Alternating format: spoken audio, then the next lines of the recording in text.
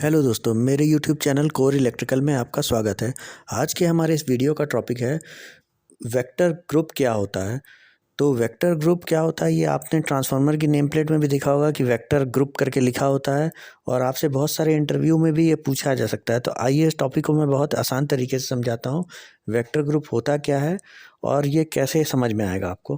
तो एग्ज़ाम्पल के लिए हम समझते हैं कि एक हमने कॉन्फ़िगरेशन लिया है, डेल्टा स्टार कॉन्फ़िगरेशन। तो ये डेल्टा स्टार कॉन्फ़िगरेशन जो है हमारा, इसमें हम एग्ज़ाम्पल के लिए लेते हैं DYN11। तो देखिए, मैं अब DYN11 आपके सामने लिख रहा हूँ। इसमें D क्या होता है, कैपिटल होता है, Y स्मॉल होता है और N देखिए, N ऐसे नहीं लिखना है आपको, N को भी स्मॉल में लिखना है।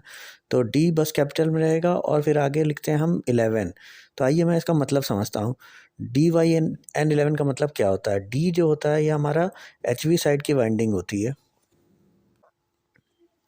उसे हम हाई वोल्टेज साइड भी वाइंडिंग का कहते हैं। उसके बाद जो हमारा स्मॉल वाई है, स्मॉल वाई को हम सेकेंडरी साइड की वाइंडिंग से बताते हैं। तो डी जो है हमारा हाई वोल्टेज साइड की वाइंडिंग को भी कहते हैं और इसे हम प्राइमरी वाइंडिंग भी कहते हैं और उसे हम डेल्टा में कनेक्ट करते हैं। वाई जो स्मॉल में है हमारा, उसे हम सेकेंडरी वाइंडिंग कहते हैं और लो वोल्टेज साइड भी वाइंडिंग कहेंगे। वो हमारा स्टार में कनेक्टेड रहता है। तो आइए, ये दोनों चीज़ें आपको समझ में आ गई, डी और वाई। और अब एन जो होता है, इसमें न्यूट्रल होता है जो स्टार पॉइंट से हम ग्राउंड करते हैं। और 11 क्या है हमारा, 11 का मतलब है फेस एंगल। तो इसमें समझते हैं हम। देखिए, DYN का तो मतलब आपको समझ में आ गया। अब 11 क्या है, 11 के लिए मुझे आपको फेज़र डायग्राम बना के दिखाना पड़ेगा। तो आइए वीडियो में आगे चलते हैं और इसको पूरा समझते हैं। DYN11 का कनेक्शन कैसे होता है और 11 कैसे हम क्लॉक में डिफ़ाइन करते हैं। तो मैंने आपके सामने दो वाइंडिंग ड्रॉ की है, primary side of winding of transformer और secondary side winding of transformer. तो मेरी प्राइमरी वाइंडिंग जो होती है उसको मैं लिखता हूँ कैपिटल से A1 A2 B1 B2 और थर्ड वाइंडिंग को मैं लिखूँगा कैपिटल में C1 C2। अब जो मेरी सेकेंडरी साइड की वाइंडिंग है उसे मैं लिखता हूँ स्मॉल लेटर से A2 A1 B2 B1 और C2 C1। तो ये अब आपको क्लियर हो गया। अब देखिए, मैंने क्या बताया था पीछे आपको कि प्राइमरी साइड जो मेरी वाइंडिंग की है उसे मैं DYN11 ट्रांसफार्मर में डेल्टा में कनेक्ट करता हूँ। तो मैं देखिए इस वाइंडिंग को डेल्टा में आपको कनेक्ट करके दिखाता हूँ। डेल्टा में करने के लिए A1 को मुझे B2 से जोड़ना है, सेकंड B1 को मुझे C2 से जोड़ना है और थर्ड में मुझे A2 को उठा करके मुझे C1 से जोड़ना है। तो देखिए, मैंने इस तरह से कनेक्शन करने के बाद मेरा ट्रांसफार्मर की जो प्राइमरी साइड है ये डेल्टा में कनेक्टेड है। ठीक है, तो मैं इसे डेल्टा से डिनोट कर रहा हूँ। अब सेकेंडरी साइड की तरफ चलते हैं। सेकेंडरी साइड है मेरा जो स्मॉल लेटर्स में है, तो मैं A1 B1 और C1 इन तीनों को आपस में शॉर्ट कर दूंगा। तो ये मेरा स्टार फॉर्म हो गया। अब देखिए, ये जो स्टार जहाँ से पॉइंट हो गया वहीं पे न्यूट्रल भी बन जाता है। ठीक है, क्योंकि स्टार पॉइंट पे आपका न्यूट्रल बन के आएगा और इस न्यूट्रल को मैं ग्राउंड भी कर सकता हूँ। तो ये न्यूट्रल ग्राउंडेड ट्रांसफार्मर हो गया। इतना समझ में आ गया अब आपको। अब देखिए आगे समझते हैं। अब जो मेरा ये तीनों है A2 B2 और C2 कैपिटल लेटर वाला, ये तीनों क्या है, इन तीनों पॉइंट पे मैं ट्रांसफार्मर में प्राइमरी वोल्टेज कनेक्ट करता हूँ। जो सपोज करिए 11 kVy 415 वोल्ट का ट्रांसफार्मर है, तो कैपिटल A2 B2 और C2 में मैं प्राइमरी साइड कनेक्शन करता हूँ। ये इनपुट हो गया मेरे ट्रांसफार्मर का। और स्मॉल लेटर A2 B2 और C2 सेकेंडरी साइड ट्रांसफार्मर का आउटपुट कनेक्शन हो गया। तो अब देखिए, मैं फेज़र डायग्राम ड्रॉ कर रहा हूँ प्राइमरी साइड की। मैंने डेल्टा में कनेक्ट किया इसलिए एक ट्रायंगल बना रहा हूँ। A2 B2 और C2 मैंने तीन वाइंडिंग के एंड लिख दिए जिसमें मैं प्राइमरी वाइंडिंग की सप्लाई दे रहा हूँ। अब देखिए, मैं ये आर्म को लिख रहा हूँ कैपिटल A कैपिटल B और कैपिटल C। अब ये कैसे लिखा है मैं ये समझाता हूँ। देखिए, A B और C कैपिटल, ये तीनों क्या हैं, ये तीनों मेरी वाइंडिंग है। अब इनको मैंने इसी जगह पे क्यों लिखा है, इसे भी मैं आपको बताता हूँ।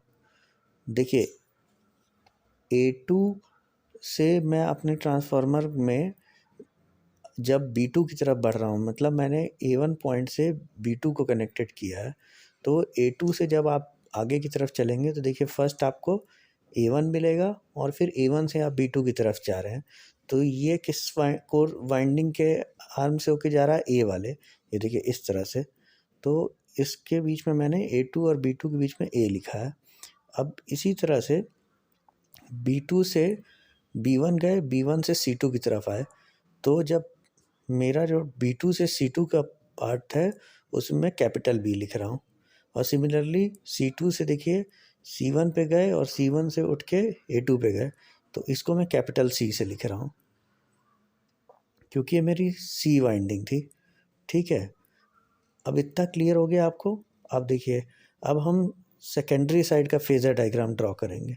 और नहीं, अब इसके साथ में देखिए, अब A2, B2 और C2 कैपिटल लिखा है, तो फिर मैं B2 के साथ A1 को लिख रहा हूँ, क्योंकि देखिए B2 से मेरा A1 कनेक्टेड था। अब C2 के साथ B1 कनेक्शन में है, तो मैं C2 के बगल में B1 लिख रहा हूँ।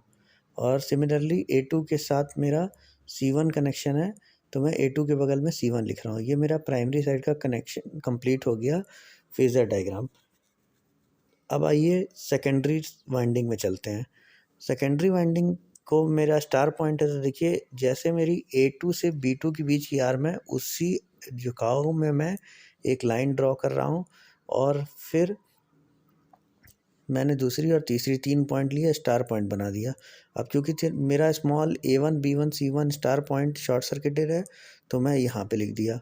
अब A2, B2 और C2 मैंने इन तीनों पॉइंट को लिख दिया। देखिए, ये तीनों हमारी आउटगोइंग होती है सप्लाई की। तो देखिए A2 मैंने जहाँ कैपिटल A लिखा था उसी पॉइंट पे लिख दिया, B2 मैंने लिखा, और C2 देखिए लिखा। C2 मेरा इसी तरह से A2 की तरफ बढ़ रहा है, A2 से B2 की तरफ बढ़ रहा है, तो मैंने देखिए इसी तरह से इंक्लिनेशन में एक लाइन ड्रॉ कर दी। अब ये क्लियर हो गया आपको। अब आइए आगे चलते हैं।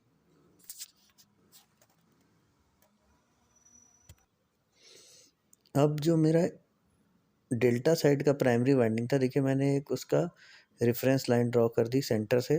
अब मैं एक क्लॉक बना रहा हूँ। अब देखिए, क्योंकि मेरा A2 को मैं कैपिटल लेटर है, इसको मैं डिनोट कर रहा हूँ किससे, ये A2 देखिए, यहाँ पे मैंने मिनट्स वाली जो सुई है उस पर मैंने A2 लिखा। अब जो मेरी आवर की सुई होगी, ये देखिए A2 मेरा इस तरह से इंक्लाइंड है, तो मैं A2 को इस तरह से इंक्लाइंड में लिख रहा हूँ। ये मेरी आवर की सुई हो गई। तो अब आप देख रहे होंगे जैसे घड़ी में 11 बज रहे होते हैं, उस तरह से ये 11 बज रहा है। तो A2 और A1 जो है, ये 11 को डिनोट कर रहा है, इसीलिए हम DYN11 में 11 का मतलब होता है।